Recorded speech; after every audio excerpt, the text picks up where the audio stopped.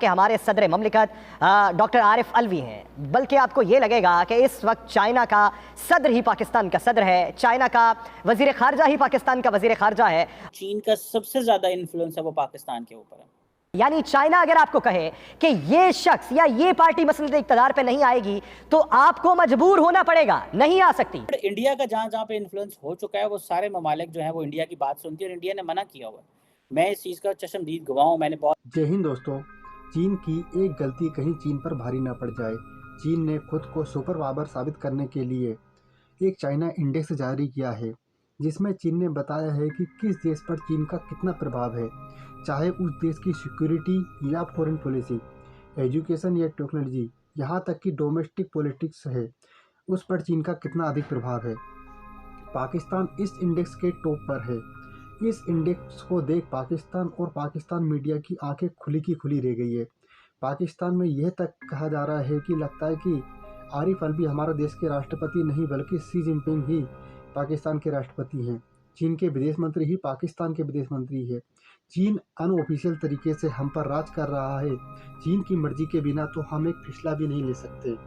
کوئی بڑا فیصلہ لینا ہے تو ہمیں چین کا اپروول لینا پڑتا ہے۔ ویڈیو میں جانیں کیوں ہوا پاکستان کا یہ حال۔ چائنا نے 2022 کا ایک چائنا انڈیکس بنایا اور اس میں 42 ممالک کی فہرست بنائی گئی جس میں چائنا کی اجارہ ہے، جس میں سر فہرست نام پاکستان کا ہے، یعنی ہمارا اسلامی جمہوریہ پاکستان جہاں پر چائنا کی سب سے زیادہ اجارہ داری ہے۔ پاکستان کے حوالے سے اس چائنا انڈیکس میں جو ریشو بیان کی گئی ہے، اگر آپ سنیں تو آپ کو یہ نہیں لگے گا کہ ہمارے صدر مملکت ڈاکٹر عارف الوی ہیں، بلکہ آپ کو یہ لگے گا کہ اس وقت چائنا کا صدر ہی پاکستان کا صدر ہے، چائنا کا وزیر خارجہ ہی پاکستان کا وزیر خارجہ ہے، اور چائنا کے جتنے بھی بڑے حکمران ہیں وہ پاکستان پر بھی حکمرانی کرتے ہیں۔ مجموعی طور کے اوپر پاکستان میں اجارہ داری کے تناسب کو دیکھا جائے تو میڈیا پر 52.3% چائنا کی اجارہ داری ہے۔ چائنا انڈیکس 2022 میں یہ درج کیا گیا، اسی طریقے سے وہ پاکستانی تعلیمی نظام کے اوپر بھی قابض ہے۔ 62.5% چائنا کی تعلیم کے نظام کے اوپر اجارہ داری ہے۔ اس کے بعد اگر بات کی جائے پاکستان کی معیشت کی تو سب سے زیادہ قرضہ پاکستان نے اگر کسی کا دینا ہے تو IMF کا نہیں دینا، ورلڈ بینک کا نہیں دینا، سب سے زیادہ قرض اگر کسی کا دینا ہے تو وہ چائنا کا دینا ہے۔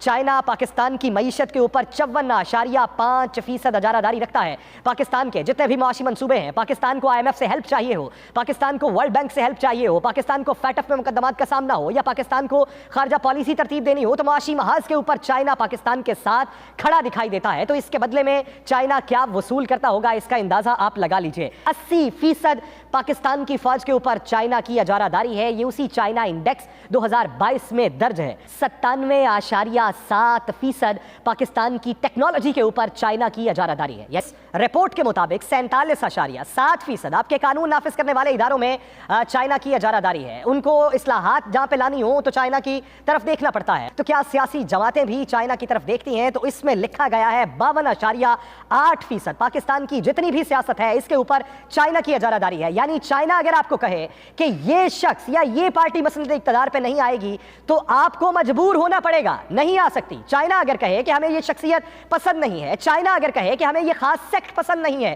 چائنا اگر کہے ہمیں یہ خاص جماعت پسند نہیں ہے، تو آپ اسے برسر اقتدار پہ نہیں لا سکتے، اس لیے کہ آپ کے 9 شعبوں کے اندر چائنا کی اجارہ داری اس وقت برقرار ہے۔ اس لیے آپ کو چائنا کی بات ماننا پڑے گی۔ یعنی پاکستان کی مقامی سیاست کے اوپر بھی 52.8% چائنا مسلط ہے۔ پھر اس کے بعد سب سے بڑی بات پاکستان کی خارجہ پالیسی، آپ کو کس بلاک میں جانا ہے، کس کے ساتھ ریلیشنز قائم کرنے ہیں، امریکہ کو اپنا مائی باپ ماننا ہے کہ یا رشیا کی کمیونٹی میں جانا ہے، یا چائنا کے ساتھ ہاتھ ملانا ہے، یا ایران کے ساتھ تعلقات بحال کرنے ہیں، یا افغانستان کے اندر بہتری کے لیے کوئی اقدامات کرنے ہیں، یا لینڈ لاک کنٹریز میں کوئی منصوبے کے اوپر عمل پیرا ہونا ہے، یا ون بیلٹ ون روڈ کو آگے بڑھانا ہے اور اس میں پاکستان کا کردار ادا کرنا ہے، تو خارجہ پالیسی جو پاکستان کی ہے اس پر چائنا 81.8% اجارہ داری رکھتا ہے۔ یعنی پاکستان کو اگر FATF میں کسی مسائل کا سامنا ہو، پاکستان کو UNO میں کسی مسائل کا سامنا ہو، پاکستان کو خارجہ محاذ کے اوپر کسی مسائل کا سامنا ہو، پاکستان کو کسی بلاک کے اندر کھڑے ہونا ہو، ملائیشیا کے ساتھ اپنے تعلقات بڑھانے ہو، تو اس کے لیے بھی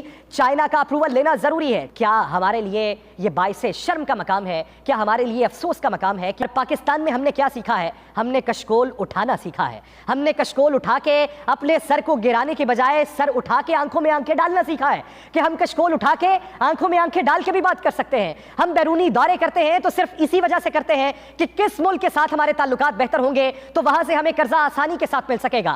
ہم اپنی پلاننگ یہ کرتے ہیں کہ اگلے 30 سالوں میں کتنا قرضہ پاکستان نے لینا ہے اور پرانے قرضے کی مد میں کتنا سود ادا کرنا ہے. ہم نے ابھی تک پاکستان کے سر سے قرضہ ختم کرنے کا کوئی پلان نہیں بنا سکے. ہم اس کے سٹرکچر کو بہتر نہیں کر سکے. ہم تنظیم سازی بہتر طریقے سے نہیں کر سکے. ہم ذہنی بلوغت کی معراج کو نہیں پہنچ سکے. ہم ابھی تک اسی کنویں کے مینڈک بنے ہوئے ہیں جو کنویں سے باہر نکلنے کو تیار نہیں ہے. چین کا سب سے زیادہ انفلوئنس ہے وہ پاکستان کے اوپر ہے. اب پاکستان کی جو آپ دیکھ لیں کہ چین کے اوپر کتنا زیادہ انحصار ہے. اب پاکستان کا مختلف شعبوں میں انحصار ہے لیکن سب سے زیادہ جو پاکستان کا چین پہ انحصار ہے وہ ٹیکنالوجی کے اوپر ہے. That is 97.7%. اٹ مینس کہ پاکستان کی ساری ٹیکنالوجی چین سے آ رہی ہے. ایسا مطلب ہے کوئی گل بات نہیں. اگر کیونکہ چین کی ٹیکنالوجی پہ تو کوئی ٹرسٹ ہی نہیں کرتا. میرا خیال ہے چینی آپ بھی نہیں کرتے. تو اگر پاکستان کے پاس چین کی ٹیکنالوجی آ رہی ہے 97.7%, تو پھر ساڑھا تو کوئی حال نہ ہوا. پاکستان جو ہے وہ IMF کے اس کے نیٹ ورک سے نکلنا چاہتا ہے. ورلڈ بینک کے جو ہے وہ قرضوں کی ادائیگی کرنی ہے. ہم نے اتنا کچھ کرنا ہے. تو وہ ظاہر بات ہے چائنا سے جب پیسہ آئے گا تو پھر چیزیں بہتر ہوں گی. اور لیکن اس طرح امریکنز ہیں وہ کہتے ہیں کہ فائن اگر تسی جڑا نا ساڑھے کول پیسے لے کے چین نو دینے نے تو پھر اسی تانوں پیسے نہیں دینے. اب دفاع ڈیفنس پہ دیکھیں اس کی ظاہری بات ہے وجوہات کو ڈسکس کر رہے ہیں. اب پاکستان کے پاس نہ تو ایک کیش ہے نہ دوسرا ویسٹرن ورلڈ جو ہے وہ پاکستان کو اسلحہ دیتی ہے, ڈیفنس کی اکوپمنٹ دیتی ہے. تھرڈ, انڈیا کا جہاں پہ انفلوئنس ہو چکا ہے وہ سارے ممالک جو ہیں وہ انڈیا کی بات سنتی ہے اور انڈیا نے منع کیا ہوا ہے. میں اس چیز کا چشمدید گواہ ہوں. میں نے بہت سارے ایسے لوگوں کو ملا ہوں جن لوگوں نے مجھے بتایا کہ بھائی ہمیں انڈینز کہتے ہیں کہ آپ نے اگر پاکستان کو ڈیفنس ویپن دینے ہیں تو آپ نے ہمیں نہیں دینے. تو یہ خیر یہ چیزیں ہیں اور یہ میں نے سنی ہے, میرے نالج میں بھی ہیں. بہرحال اینی ہو, اب یہ جو چیزیں ہیں کہ جی اب ہمیں ڈیفنس اینڈ ٹیکنالوجی کے لیے پھر ہمارے پاس تو چین ہی رہ جاتا ہے. تو this is what the Indians are doing. And the Chinese جو تھے امریکن جو تھے ان کو سمجھ آ گئی اور امریکنس کو پتہ ہے کہ ان کے پاس پیسے نہیں ہیں. آج پاکستان کے پاس پیسے ہوں تو پاکستان امریکہ سے لینا شروع کر دے گا. اصل مسئلہ ہے روکڑا. ہماری زبان میں پیسے کو ہم روکڑا بولتے ہیں, روکڑے کا مسئلہ ہے. سو روکڑا نہیں ہے تو ہم جو ہے وہ خجل خراب ہو رہے ہیں. اب ظاہری بات ہے وہ چائنا کا 3rd grade 4th grade technology ہمیں لینی پڑتی ہے. یہ ایک اور جسے کہتے ہیں کہ نوعیت کی چیز سامنے آ گئی کہ چائنا کا اتنا زیادہ انفلوئنس پاکستان میں. This is not good for Pakistan sovereignty as well. لیکن ظاہری بات ہے کہ ہماری کیا سوورینٹی, ہم کبھی $1 ارب کہیں سے, کبھی $2 ارب کہیں سے. تو ہمیں جس نے جو کیا مطلب ادھر ڈر پہ. ویڈیو کو انت تک دیکھنے کے لیے دھنیہ واد. ویڈیو کو لائک اینڈ چینل کو سبسکرائب کریں.